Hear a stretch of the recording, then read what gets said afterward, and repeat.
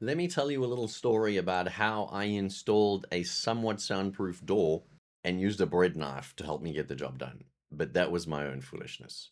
Essentially, I have a normal hollow core door that side of the room, right? It's a hollow core door.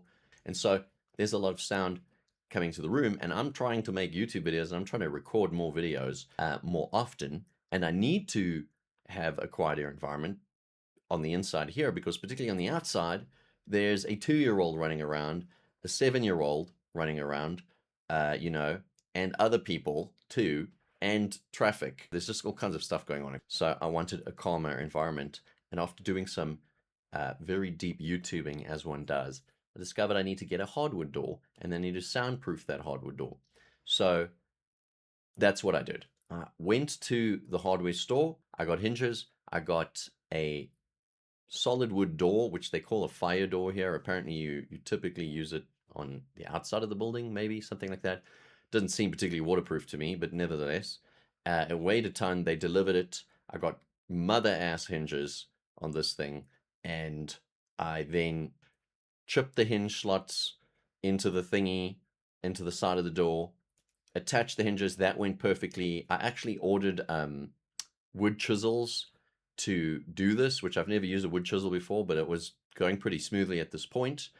We measured the width of the door, realized, no, yeah, we measured the height of the door. I say we, my wife and I measured the height of the door, realized, you know what, the door's actually a little bit too long, not a problem, put it on its side, got the router, shaved that off, not as straight as I would have liked, but nevertheless shaved it off. That was fine. And then I proceeded to take the old door off, right, which was only like 2 hinges welded onto the inside. I don't know, whoever owned this place before me did some weird job there.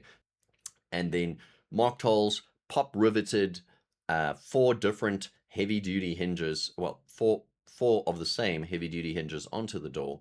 And that was great. Everything was perfect, right? I thought, oh, cool. All I have to do now is sound insulation. But I'd made a critical mistake. I didn't measure the width of the door.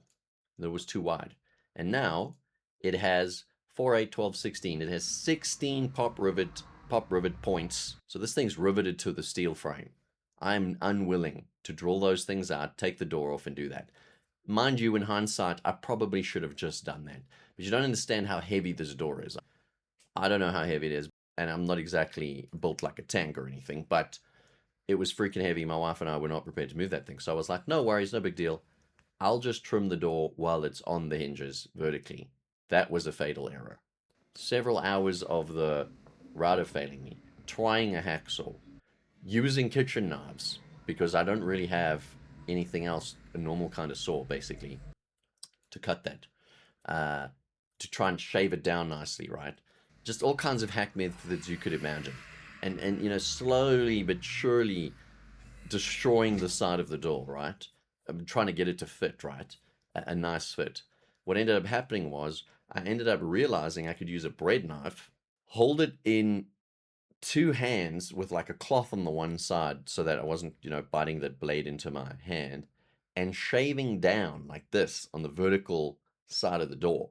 And it actually worked pretty freaking well. I wish I had used the bread knife in the first 3 hours, right? It would have saved me so much time because it was really kind of like acting like, I don't know, maybe, I don't know if like a plane maybe or something like that. I don't know what they would call it. You know, the carpenters out there can jump in. But anyway, so I shaved that thing down. That actually worked out pretty well. Of course, the door looked kind of wrecked on the top, kind of wrecked on the side.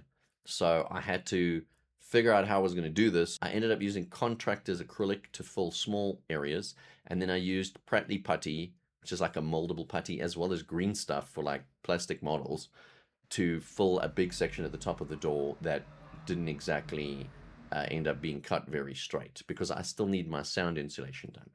And then thankfully, I jacked some sound insulation foam stuff that I'd ordered off Temu 2 years ago from one of the other doors that it wasn't doing too good a job at anyway, installed that around the edges.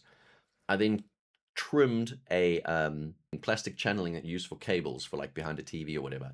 I trimmed that. I made a little sound seal on the front.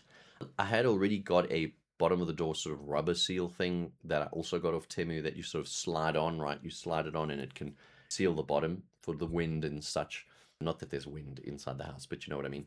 And then I used More channeling, except I use the channeling lid this time. I like cut it, I peeled the little interior bits off, and I used that on the inside of the door to then put a foam little seal, if you will, to further sound seal the door. I then added a toilet latch. That's the only one I could find at the hardware store that made any sense to me. Yeah, I put a toilet latch on the inside, and then I put another door handle that I actually just bought today.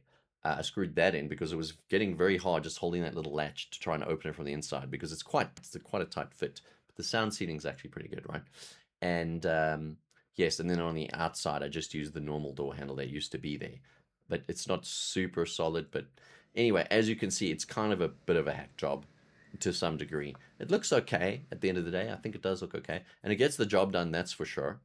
I even did research about how much oxygen I have in here when it's closed because I'm pretty sure it seals pretty well.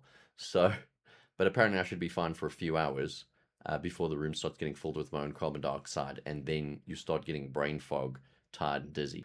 If that happens, well, before that happens, I'm sure I will realize it. So that's it. That is me installing my stupid ass solid wood door by myself over 4 days. Utter nightmare. It still needs a paint job, but we'll get to that. Using a bread knife.